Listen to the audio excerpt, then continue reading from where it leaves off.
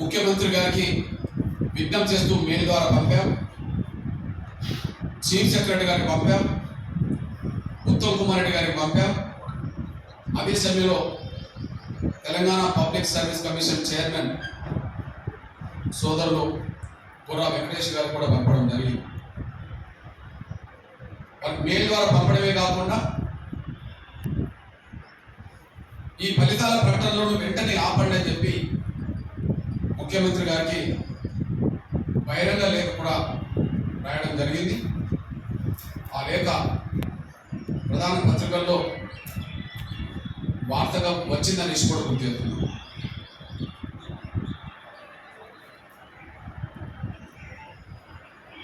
రేవంత్ రెడ్డి గారు తీవ్రమైన మాలల ఒత్తిడిలో ఉన్నాడని, ఒకవైపు వర్గీకరణ మీద అనుకూలమైన నిర్ణయాలు తీసుకుంటున్నట్టుగా ఆయన మాదిగల్ని వర్గీకరణ కోరే దత్తశక్తుల్ని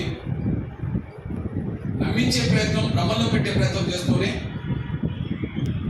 వర్గీకరణ జరగక ముందే మొత్తం ఉద్యోగాలన్నీ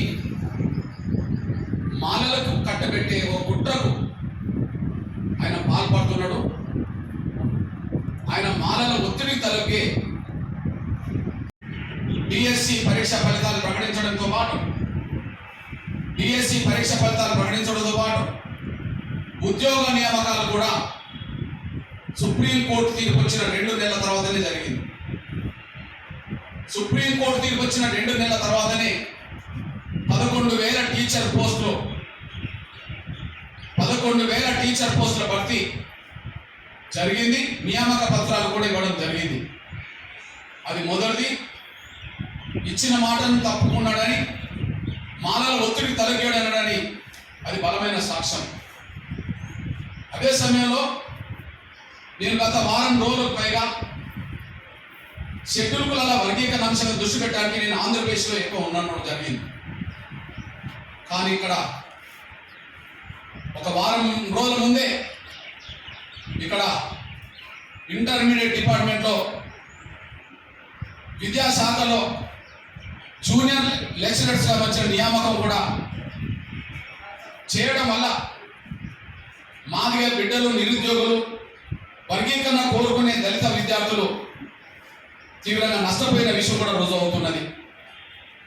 దాదాపు 1292 పోస్టులో, జూనియర్ లెక్చరర్ పోస్టులో ఈ నియామకాలు చేపడితే అందులో గ్రూప్ 2లోనే 110 పోస్టులు ఉంటే ఎస్సీలకు సంబంధించిన విషయంలో మాదిగలకు 47 వస్తే మాలలకు 63 పోయినాయి.